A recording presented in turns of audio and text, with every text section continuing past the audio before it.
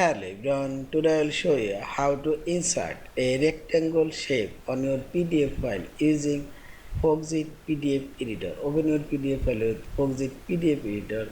Now click on this comment option and go drawing tool. Select here this down arrow and here you will find this rectangle option. Click here and draw your shape a desired area. A rectangle shape now inserted. Now click right button and select properties and this appearance option. Here you can change your border thickness, you can increase decrease and make it 18, and as a border style and make it dash border.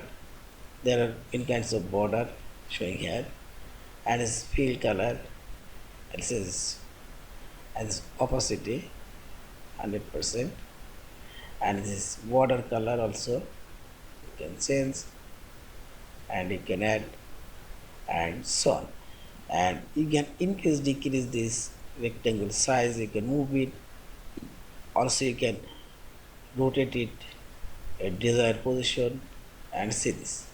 Yeah, and finally select this file option, save or save as your PDF file. Thank you for watching. Please subscribe, like, share and comments.